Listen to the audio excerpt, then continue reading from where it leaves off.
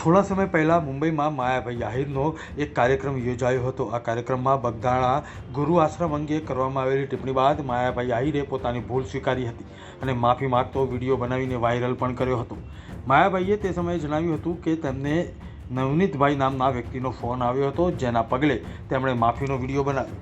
આ બનાવ બાદ નવનીતભાઈ બાલગિયાએ આરોપ લગાવ્યો હતો કે માયાભાઈના પુત્ર જયરાજ આહિરે તેમના પર હુમલો કરાવ્યો છે।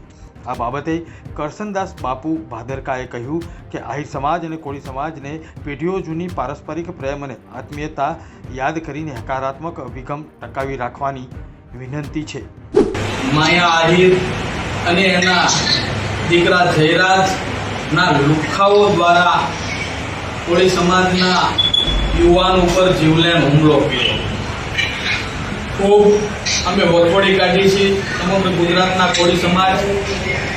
આજે અમારા કોળી સમાજના આગેવાનો પોલીસ પ્રશાસન ઉપર પૂરું પ્રેશર લાવી આરોપીઓની ધરપકડ કરાવી, પણ ક્યાંક નાની માછલીઓ આવી જાય, મગરમચ્છ રહી ન જાય।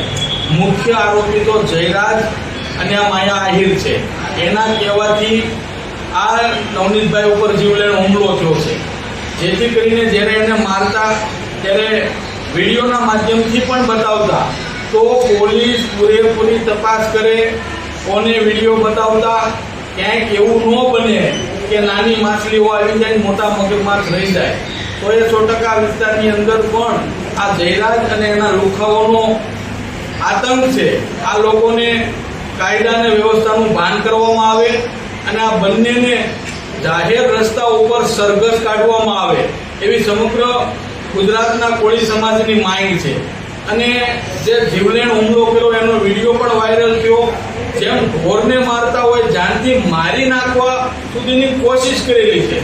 તો પ્રથમ તો પોલીસ આની અંદર 307ની ગંભીર કલમ લગાડે, જીવલેણ હુમલો કર્યો છે અને આ જે આરોપીઓને પકડ્યા એ સચોટ એની ઊંડાણપૂર્વક તપાસ થાય અને જયરાજ અને માયા આહિરને પણ એની અંદર ઉમેરવામાં આવે, કારણ કે મેન આરોપીઓ આ લોકો છે। એને જ્યારે ફોન કર્યો, એક તો જ્યારે સ્ટેજ ઉપરથી મોટી મોટી ફાકા બોલદારી મોટી વાતો કરે છે સંસ્કારની, પણ એના ખાટલે કોટ એના દીકરામાં જ સંસ્કાર નથી। જો એને એવું કહેવું જોઈએ તો એના જયરાજ એના દીકરાને એના બાપાને કહેવું જોઈએ તમારે જ આવું ન બોલવું જોઈએ, પણ બોયલા માફી માંગી લીધી। ત્યાર પછી એના લુખ્ખાઓને મોકલી અને ભાઈ ઉપર જીવલેણ હુમલો કર્યો। પોલીસ સમાજ ક્યારેય સાચી લેવાના નથી।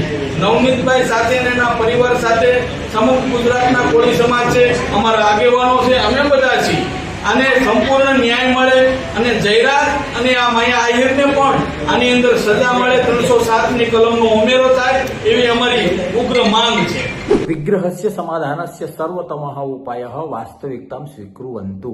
અર્થાત વિવાદને નાથવા માટેનો શ્રેષ્ઠ રસ્તો એ છે કે વાસ્તવિકતા સ્વીકારવી।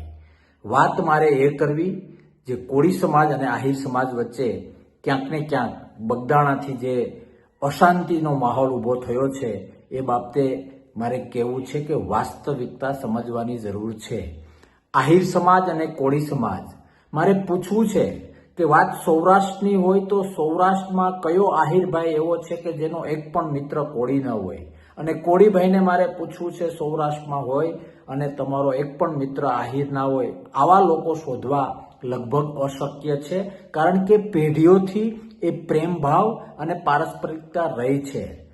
કોઈ આહિરોનું ગામ હોય અને ત્યાં કોળી ભાઈઓ ના હોય, અથવા કોઈ કોળી ભાઈઓનું ગામ હોય ત્યાં આહિરભાઈ ના હોય, આવા ગામો શોધવા પણ અઘરા છે।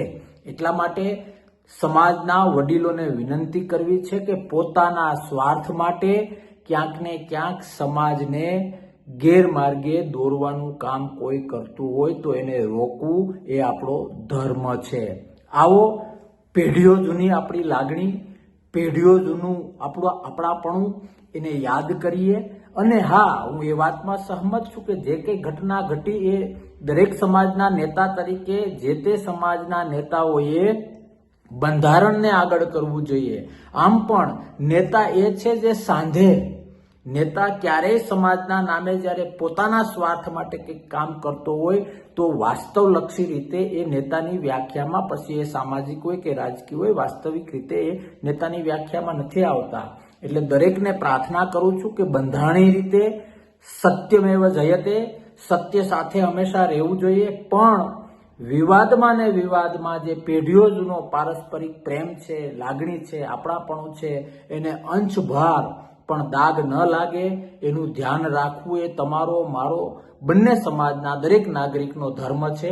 આવો સાથે મળીને એ ધર્મ નિભાવીએ, આપણી પરંપરા, આપણો પ્રેમ, આપણી શાંતિ યથાવત રાખીએ કે જેને કારણે ક્યાંક કોઈને અન્યને આંતરિક રીતે હસવાનો મોકો ન મળી જાય અને પછી એ રાજકીય હોય, સામાજિક હોય કે આર્થિક હોય, કોઈ અન્યને પોતાનો સ્વાર્થ સિદ્ધ કરવાનો મોકો ના મળી જાય એટલી સમજણ કેળવીએ અને આપણા પ્રેમને, સત્યને નજર સમક્ષ રાખીને, બંધારણને નજર સમક્ષ રાખીને, આપણા ભૂતકાળને નજર સમક્ષ રાખીને એ પ્રેમને વધુ મજબૂત બનાવીએ અને ક્યારેય કોઈની દોરવણીથી આપણે વિવાદ ઊભો ન કરીએ.